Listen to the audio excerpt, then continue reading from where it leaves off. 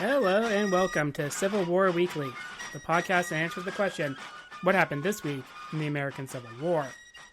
I'm your host, Tim Patrick, and this is episode 201, January 13th to January 19th, 1865.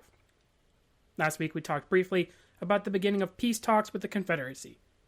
We will continue to the Hampton Roads Peace Conference in a future episode. We also had some first-hand accounts of soldiers' life. This week, we will head to North Carolina. We need to turn our attention to Wilmington and subsequently Fort Fisher. Before we do that, though, let's talk about some Patreon content. And of course, we will be going back to the well of movie reviews, and we're starting off 2025 here with a classic. We're going to be talking about Gone with the Wind, so that was going to be posted here shortly, if it has not already been posted. If that sounds like it would interest you, we have other movie reviews. We've done some other classics here. We've done memoir reviews, picture slideshows of modern day battlefields. If any of that sounds like it would interest you, there is a link in the show description. Those proceeds do go toward the general upkeep of the show. They're greatly appreciated. Now, the Federal forces had looked to Fort Fisher actually back in 1864. The reason being was that the work guarded the entrance to the Cape Fear River and the approach, of course, to Wilmington.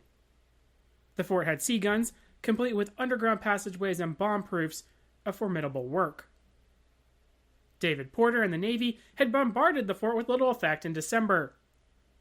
At that time, Benjamin Butler had been in command of U.S. ground forces, but ultimately he would call off the attack.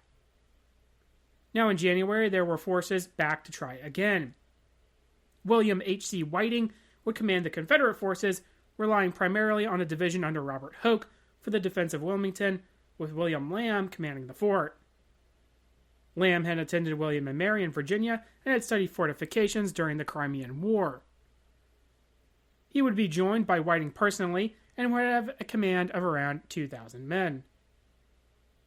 Facing him would be Alfred Terry, commanding around 9,000 and 60 more warships under David Porter. At this point in the war, Alfred Terry is going to have good veteran troops. Albert Ames and Charles Payne would command divisions. You should remember Charles Payne from our action there at the New Market Heights, outside of Richmond in the Petersburg campaign, the siege of Petersburg, as Grant tries to pick at the flanks.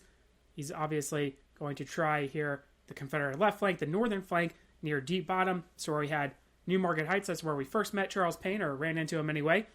And then we also have Albert Ames, and he's the one who had originally been the regimental commander for Joshua Lawrence Chamberlain. He's been in our story on and off.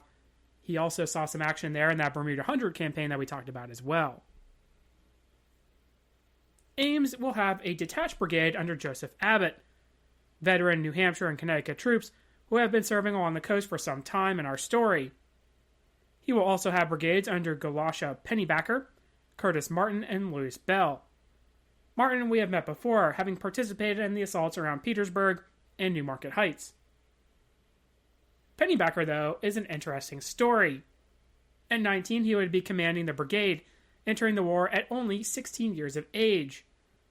A native of Valley Forge, Pennsylvania, he would be promoted to general at only 20 years old, remaining in the Army after the end of the conflict.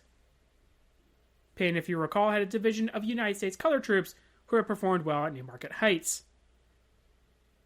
Porter has 3 lines of ships that would also contribute around 2,000 men as a landing party of sailors and Marines. What was probably more important was that Terry had participated in the actions around Charleston. So he was quite familiar with joint naval and ground operations. The plan would be simple. The troops would land in between Wilmington and the fort.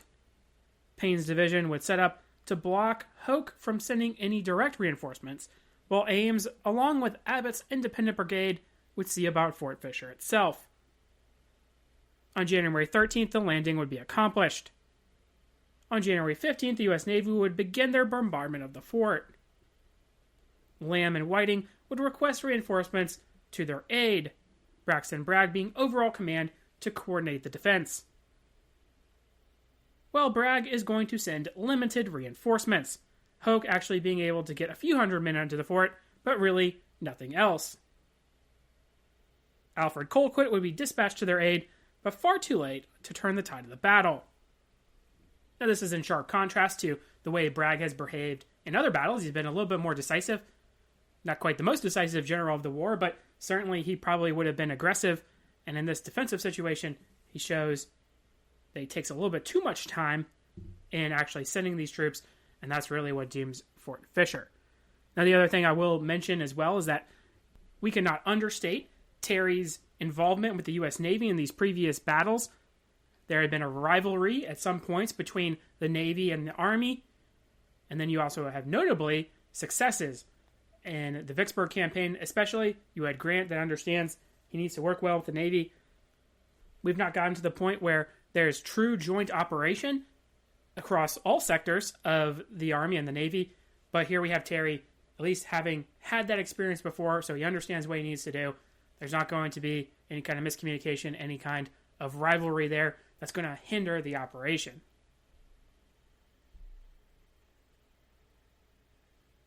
Almost immediately, there would be efforts on part of the Navy to render the defenses, Porter keeping up a heavy fire on the works. The naval landing party would attempt to storm a portion of the fort, but be repulsed with heavy casualties, Whiting himself being in the thick of the effort. The naval contingent would be hitting the northern bastion, a jut in the defensive line on the right flank of the fort, closest to the sea, a very strong position. This would, though, take focus away from Ames and his command, who were gearing up to assault the fort. Ames would attack the Confederate left flank, advancing toward what would become known as Bloody Gate. His division would be arrayed first with Curtis, then with Pennybacker, and finally Bell in the rear. They would work to remove the obstacles like Abattis under fire by the Confederates. Snipers would be deadly in their work, mowing down officers and men alike. Artillery would also be at work with canister to repulse the enemy. Curtis and his command would eventually gain the wall, hand-to-hand fighting erupting in this sector. The 117th New York would plant its colors on the leftmost battery, Shepherd's, during the earlier assault. Pennybacker would follow up with his command, facing the same struggles that Curtis had. The 203rd Pennsylvania would get to a sandbag wall, covering the gate to the fort, eventually pushing it down and getting into the parade ground of the works. Pennybacker would plant the colors of the 97th Pennsylvania in the works personally and receive a severe wound as a result. With the Confederates pulling back, Battery Buchanan at the base of the peninsula will turn their guns and try to provide support, but the fire was as much to hit the Confederates as it was the Yankees. Pockets of defense would remain, Ames calling in Bell to finish it off.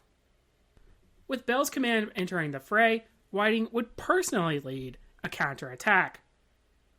During this time, he would be severely wounded and die in federal captivity. Lamb would take over and find himself severely wounded before the end of the action.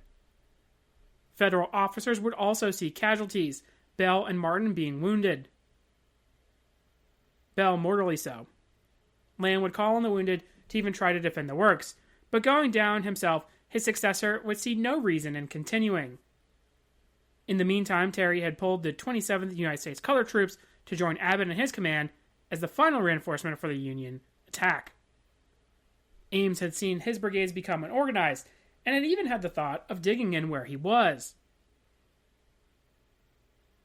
While Whiting would surrender, the survivors would move to Battery Buchanan, Alfred Colquitt there to assess the situation and see that the fort had, in fact, fallen. A fact that Bragg had been certain would not occur. Whoever remained would be captured on part of the Confederates. Although the battle was over, the carnage was not, the powder magazine of the fort exploding, killing many Confederate prisoners and Union troops as well. The Federals had suffered around 1,000 casualties, the entire Confederate garrison becoming prisoners, if not killed or wounded. Many men in the attacking naval party and infantry would receive the Medal of Honor for their effort in the fierce struggle. We have some accounts here. The first is from a Confederate. All day and night on the 13th and 14th, the U.S. Navy fleet kept up a ceaseless and terrific bombardment. Reinforcements were sent from the adjacent forts. It was impossible to repair damages at night. No meals could be prepared for the exhausted garrison. The dead could not be carried without fresh casualties. Fully 200 had been killed during these days, and only 3 or 4 of the land guns remained serviceable. On January 15th, the enemy were able to enter by the river road, and some of the most desperate fighting done in the work was in the space between the left bastion and the river shore. Notwithstanding the capture of a portion of the work and several hundred of the garrison, the Confederates were still undaunted and seemed determined to recover the captured salient and gun chambers. We had taken one of these in charge, led by Major Whiting, and since he had opened on the flank, we had shot down their standard bearers and the Federal battle flags had disappeared from our ramparts. We had become assailants and the enemy were on the defensive, and I felt confident we would soon drive them out of the fort. Just as the tide of the battle seemed to have turned in our favor, the remorseless fleet came to the rescue of the faltering Federals. Suddenly, the bombardment, which had been confined to the sea, faced during the assaults, turned again in our land front, and with deadly precision. Nor was this all. We had now to contend with a column advancing around the rear of our left bastion by the sea into the interior plain of the fort. It moved slowly and cautiously. If there was ever a longer or more desperate hand-to-hand fighting during the war, I have never heard of it. So you've heard me talk a lot about artillery and how artillery is very different in the modern combat machine than it is in the Civil War. And we have very limited examples of artillery really doing a good job to soften up a target. Well, here we have, in the latter stages of the war, here all the way in 1865, we actually have a pretty good example of heavy naval guns being used to bombard an enemy fortified position. And they do a fairly decent job of not only softening the position so that an assault can occur, they also do a pretty good job of holding off the enemy in cases where there could be a counterattack. Now that sounds like something more out of the page of a World War II account than it is maybe a Civil War account. So you see we have this kind of turn toward this modern tactic of artillery use in this manner. I think too, as we get to the end of the war, we can also take a look at how there are sometimes advantages for the Confederates. They can sometimes be on par in certain instances with the Union, with the Federals. But the one thing that they are just never on par with is the United States Navy. The ability for the Navy to create these ships, to put large weapons, large caliber weapons on them that are going to be accurate.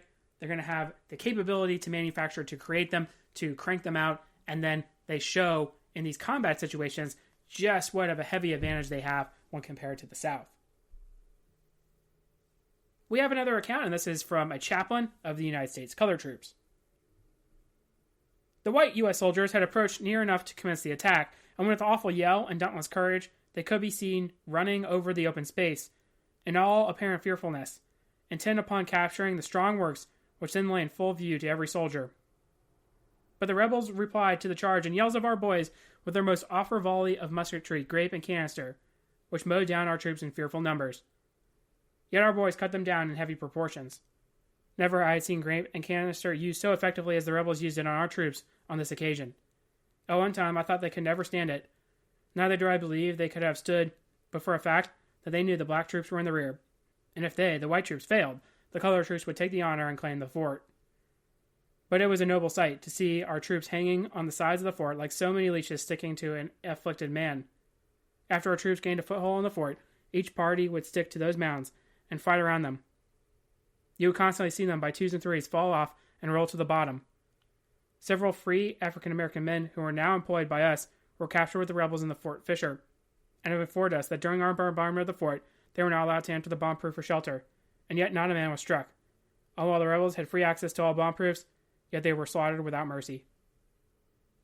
We've talked about this before in other episodes, other actions. There's been positive and negative occurrences of this, I suppose we should say, in that you have a situation where in these armies you have these mixed brigades or brigades that are acting in concert with one another, and there is kind of like a rivalry there. Sometimes it's negative. It's negative in the sense, certainly, of the Crater. We talked about that, how there are individuals who thought it would be better to actually shoot down their comrades and curry favor with the Confederates rather than standing together. You know, there are instances where they are shamed, so to speak, and you might see it from a lens of the Confederates are doing it because in their mind they have, you know, obviously this white supremacist view of things. So you have the Union troops as prisoners being combined with United States colored troops. There have been a handful of occurrences of that. And then you actually find out that it was shameful to the white troops at the time, right? They were actually bothered by it. You would probably think that that's not the case, especially when you have these individuals who you have, through grade school, you've come to believe that they are these abolitionists. That's what everyone in the North believes. There's no way they were all racist, but now we have a better understanding of it. And here we have an example of the troops that are actually sent into assault. Too often this is the case. Sherman doesn't use United States colored troops at all, except for garrison duty. Grant kind of reneges a little bit. They are using limited combat capacities, but then he kind of reneges a little bit on it, especially after the crater and what a disaster that was. That kind of probably made it so there weren't as many actions that display the fighting prowess of the United States colored troops. But then you have a instance like this where they are being held in reserve. They're going to be sort of the last-ditch effort. And then you have the white troops who are like, well, we got to do it, save our honor. Kind of these Victorian idealisms of honor and whatnot. And probably a little bit of racism in there as well, of course. Then on the flip side of that, you have the Confederates who are not allowing their workers into their bomb-proofs. It might have actually been better for them to be outside the bomb-proof, of course, as the account would suggest. You're probably, if you're a naval artillery gunner, you're probably targeting what you might assume would be, say, a power magazine or something that's going to do a lot of damage. So your bomb-proofs, if they're not constructed properly, might fit into that description, right? It might, not stop an artillery round by going through. So obviously you have a little bit of a comeuppance there.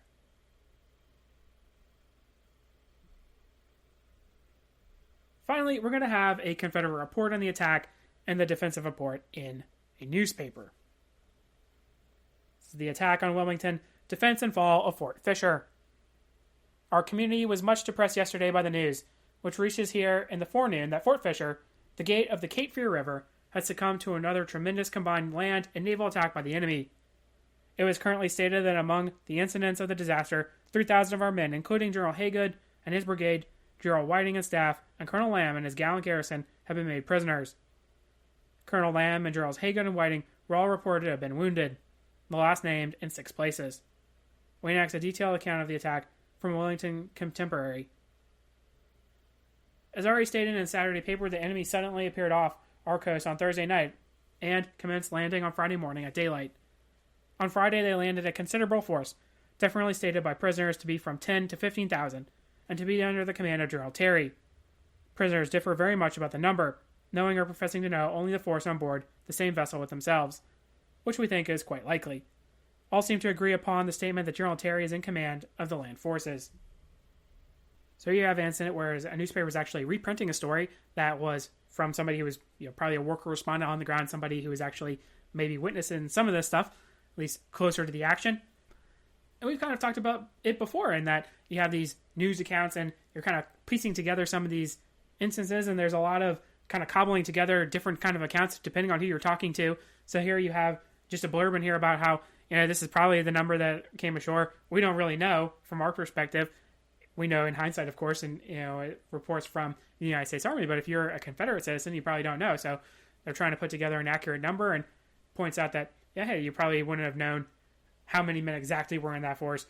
You probably would have only known your immediate command or the immediate commands that are being loaded into these transport vessels. On Friday, the bombardment of Fort Fisher was heavy, especially so towards nightfall. Up to 6 on Friday evening, the casualties by the enemy shelling were some 44, being killed and about 40 wounded. In the wounded is included Sergeant King of Sutherland Battery, who was acting as a courier. Dr. James A. Miller, chief surgeon, reports 52 wounded as being received at Smithville from Fort Fisher on Saturday. Also that 3 were killed, of which the names were given in this dispatch. We cannot as of yet say whether these were all killed or wounded on Saturday, and include part of the sufferers on Friday. We learned that on Saturday and yesterday the bombardment continued heavy, although not here with any distinctiveness. So that's another thing too, right? You're probably, if you're in Wilmington, you're probably really close to the action. Famously, you talk about how, say Philadelphia hears the bombardment of the Confederate guns at the 3rd day of Gettysburg prior to Pickett's charge. You're probably actually hearing some of this action because that's how close you are and that's how loud these weapons are. It's pretty certain that the enemy on Saturday had succeeded in extending their lines across to the river, which the skirmishers attack at Craig Landing, the usual landing of steamers to and from Fort Fisher and Wilmington. And their capture, the steamer James R. Gist. On Saturday night or Sunday morning, the Grist, thus seized by the enemy, was blown up by the Confederate steamer Chickamauga. The Grist was a small quartermaster boat, old and of no great value. So here's another interesting piece of this newspaper account that we can kind of take a look at, and it displays really the desperate nature of the Confederacy. At this point, as we've mentioned before, a lot of the other Confederate ports have been closed down. Right? You have the blockade at Mobile. Mobile itself has not fallen, but the kind of interest to get to Mobile has. So that's kind of eliminated it as a haven for blockade runners. New Orleans, of course, has fallen all the way back in 1862. You have these other coastal areas, Port Royal. Charleston has been bottled up, is not technically captured. There's going to be pretty soon a march through the Carolinas that's actually going to see it sort of abandoned, not necessarily taken in an assault. So the last kind of port that's going to allow for blockade runners to come in from any kind of help that's going to be coming supply-wise from England, from the Caribbean, from anywhere, is going to be Wilmington. So that's kind of the reason why in this paper you might be asking yourself, well, why are they spending this time talking about this ship that was destroyed? And it's like, don't worry about it. It's just kind of a quartermaster vessel. It didn't really have any value. Because if you're a citizen, especially at this point in the war, and in North Carolina especially as well, you're probably kind of getting over it, so to speak. You're over the war. You don't want to continue.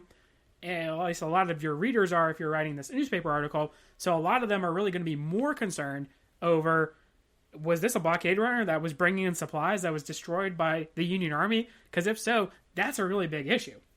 And it's probably going to take precedent in some minds over the action itself. If you have somebody who's part of this defense, it's cobbled together with some militia forces, you have your Sunday soldiers, so to speak, that are coming in to form into these defensive units, you're probably concerned about that. But if you are just a citizen with no ties to that, you're probably more like, hey, we could have had some food, we could have had some clothing that came in, any kind of supplies that are going to help us almost came into this port, and the United States Navy destroyed it. So that's going to be sort of the headlines, shall we say, for them.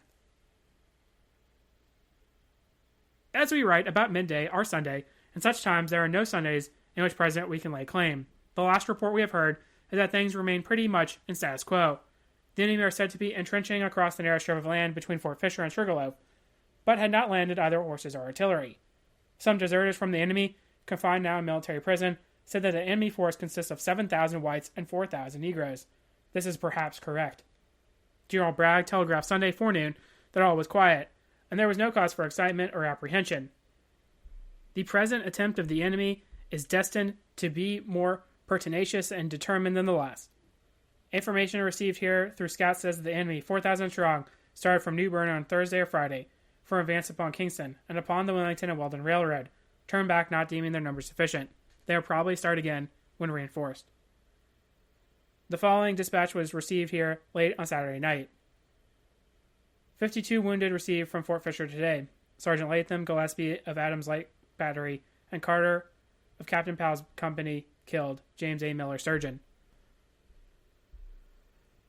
At 6:30 last evening, the enemy were making a heavy assault by land and sea. The bombardment was going on furiously. General Whiting slightly wounded. At 7:30, the fighting was still continued at the fort, the enemy infantry force far outnumbering our own. It is reported that the enemy had succeeded in establishing a battery on the river above Fort Fisher and below Sugarloaf, cutting off communication with the fort by water. An uneasy feeling pervades the community. The gallant defenders of Fort Fisher are passing through a terrible ordeal. God grant that they may pass through it successfully. The following official dispatch from General Bragg has been kindly handed to us. The sensational reports about Fort Fisher are entirely unfounded. Official information from General Whiting of later hour reports enemy attack unsuccessful. Fresh troops are being sent to him, and we're confident they will hold it. And there we have the account actually ending. And you might be saying, why are we ending it right there? Well, the account is going to sort of end there because you're going to lose communication with the fort. You might have an additional dispatch, and I think actually in the original piece that I found, there was actually a dispatch from Braxton Bragg to kind of confirm that the fort had fallen and that Union troops were in possession. There are heavy casualties, right? A lot of them that have been captured. The entire garrison has been captured. But it also kind of highlights, not only how you have these news correspondents and they can only report really what they're seeing, and we have, again, the ability to kind of look at the entire picture, and I think it is a snapshot that is worthwhile in telling, and that, hey, this is what they were seeing. This is only one piece of the story, and this is how they were reporting it. Now, if you were a good reporter, you're probably using your ability to interview people to kind of get information, accurate information that you can then send on to what is your community, right? Like, you want to make sure that they are well informed. There are other accounts that we have read that have really embellished things. Some are waxing poetic, some are just kind of exaggerating, just kind of pulling numbers where they see fit. And then you also have these that are kind of pulling in from dispatches and whatnot and really trying to put the story together. It also is going to show just how Braxton Bragg is going to be so nonchalant about this. He knew that the enemy forces had landed, and they had landed in a position that had actually split the two sides in half, right? You have Hoke, Sugarloaf is talked about in this account. That's going to be to the north. That's where he is. And then they're kind of blocking him off, and then you have the fort to the south. And there's a good amount of defenders in there, and there's a good amount of supplies there. So he sort of assumes, hey, Fort Fisher is fine. It's not going to fall. But what he didn't take into consideration, what he hasn't experienced yet, really, him being the commander of the sub-theater of the war, right? He hasn't experienced Navy and naval operations, right? So the U.S. Navy is going to come along, and they're going to really tip the scales for the Union Army. If it had been very early in the war, if it had been another time, just a land operation probably, then yeah, it probably would have been able to withstand the Union assault. As we said, it's really only a division and then a detached brigade that's attacking, and there's plenty of defenders. So if you take that piece off the table, then the Union assault might not have been as successful. We talked about how just formidable Fort Fisher was. It's protected. We talk about how the assaults are happening. You have the seaward side, and then you have sort of the river side, and that's where the Union forces are kind of forced to attack, because otherwise you're just kind of headlong into the wall, and that's actually the left bastion. That's where the gate is, the Bloody Gate that we talked about. So you have how strong a position it was. It's flanked on two sides by water. You have a lot of guns. You have a good amount of defenders. So it's a logical thing that we can take from Braxton Bragg to say, hey, I think they're going to be okay. But again, what he doesn't take into consideration, determined ground forces, additional Marines and sailors, of course, they're also going to be participating in the assault, heavy artillery bombardments, and then you're probably sprinkling a little bit in that these aren't going to be the crack troops of the Confederacy. These are just going to be garrison defenders, coastal defenders. A lot of them are going to be more militia than anything else. So that's going to add into why Fort Fisher is going to fall. So right there, we're going to bring things to a close. We had the assault and capture of Fort Fisher. Very soon, the city of Wilmington itself will fall to advancing Union troops. The final port, which aid can come through for the Confederacy, is going to be closed, although it had lasted until 1865. Next week, we're going to turn back to some first-hand accounts. We'll read through some correspondences and also read an account of the state of the South Carolina Brigade in the winter. If you like what you hear, please make sure to leave a review. Posted in the description should be a link to the website as well as Patreon information. Support for the general upkeep of the show is greatly appreciated. Feedback's always welcome. Questions, comments, concerns. The email is cwweeklypod@gmail.com. Thank you all so much for listening, and have a great week.